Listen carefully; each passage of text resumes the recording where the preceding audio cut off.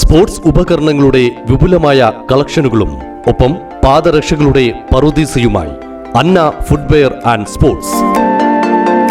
കനറ ബാങ്കിന് എതിർവശം main road, Chelakkara. Attoor അറഫ English സ്കൂളിൽ general body യോഗവും വിദ്യാർത്ഥികൾക്കുള്ള അനുമോദനവും സംഘടിപ്പിച്ചു. അറഫ ജനറൽ സെക്രട്ടറി KS ഹംസ ചടങ്ങ് ഉദ്ഘാടനം ചെയ്തു.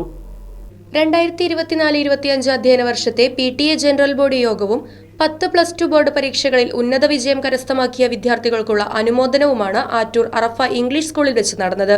10+2 ബോർഡ് പരീക്ഷകളിൽ ഉന്നത വിജയം കരസ്ഥമാക്കുന്നതിന് വിദ്യാർത്ഥികളെ പ്രാപ്തരാക്കിയ അധ്യാപകർക്കുള്ള ക്യാഷ് അവാർഡ് വിതരണവും യോഗത്തിൽ സംഘടിപ്പിച്ചു.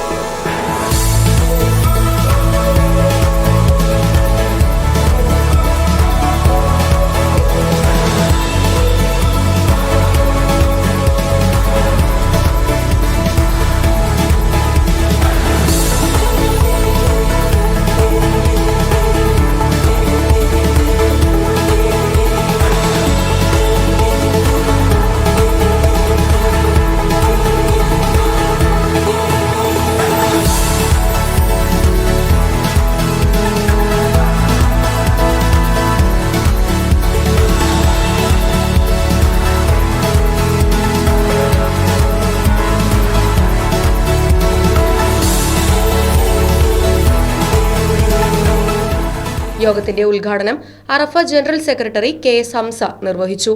ബഷീർ ജനിച്ച ഒരു കാലമുണ്ട്. നോക്കൂ, 908 ബഷീർ ജനിക്കുന്നു. 908 ബഷീർ ജനിക്കുന്നു.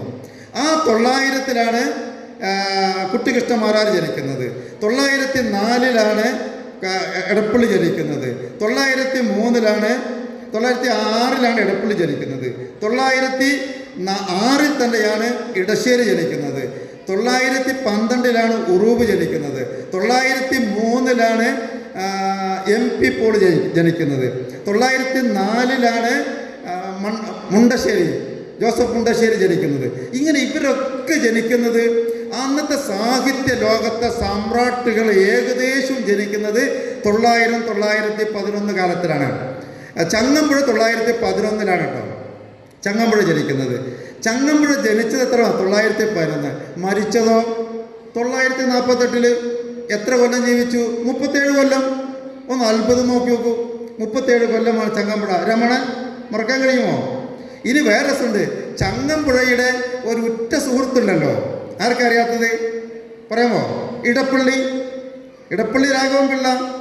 ചങ്ങമ്പുഴ കൃഷ്ണപിള്ള, ഇടപ്പള്ളി രാഘവപിള്ള. ഇടപ്പള്ളി ജനിക്കുന്നതോ അത് അതിനൊക്കെ രസമാണ്. 909 ജനിക്കുന്നു, മരിക്കുന്നത് 937. 909 ജനിച്ചു, 937 മരിച്ചു. എത്ര വയസ്സ് വരെ ജീവിച്ചു? 26 വയസ്സ്. 26 വയസ്സ് വരെ ജീവിച്ചാണ് ഇടപ്പള്ളിയുടെ മനോഹരമായ സാഹിത്യ സംഭാവനകൾ അർപ്പിച്ച് മരിച്ചു പോകുന്നത്. അവരുടെ ആത്മാർത്ഥതയും അവരുടെ കഠിന പ്രയത്നം നോക്കൂ. ഞാൻ പറഞ്ഞു വരുന്നത് മക്കളെ, കഠിന പ്രയത്നത്തിലൂടെ അല്ലാതെ ഒന്നും നേടാൻ കഴിയില്ല. Arafa charitable trust chairman KS Abdulla അധ്യക്ഷത വഹിച്ചു. Secretary Abdul Latheef, KM Muhammad, principal Vasantha Madhavan, പ്രധാനാധ്യാപിക C രമ എന്നിവരും യോഗത്തിൽ പങ്കെടുത്ത് സംസാരിച്ചു. കമ്പ്യൂട്ടറിൽ വിദ്യാർത്ഥികൾക്ക് വേണ്ടിയുള്ള ക്ലാസും തുടർന്ന് വിവിധ കലാപരിപാടികളും നടന്നു.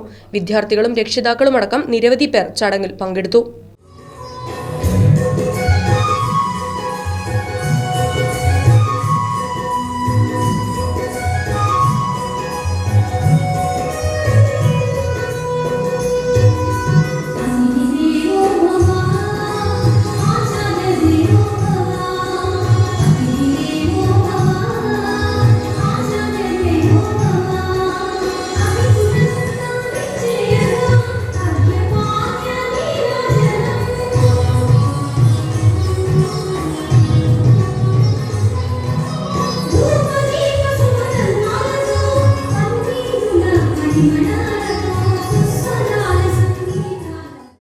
Right Vision News, Panjal. 10ാം ക്ലാസ് കഴിഞ്ഞില്ലേ? ഇനി +1 +2 എവിടെ പഠിക്കും? ചേലക്കരയിലുള്ളവർക്ക് ആ സംശയം വേണ്ട.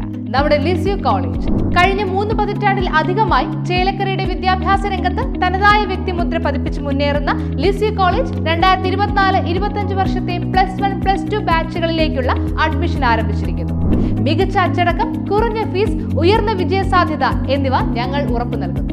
കൂടാതെ കമ്പ്യൂട്ടർ കോഴ്സുകളായ MS office, Tally, Photoshop, computerised billing, diploma in office administration തുടങ്ങിയ കോഴ്സുകളും ഉടൻ ആരംഭിക്കുന്നതാണ്. അഡ്മിഷന് വേണ്ടി ബന്ധപ്പെടുക.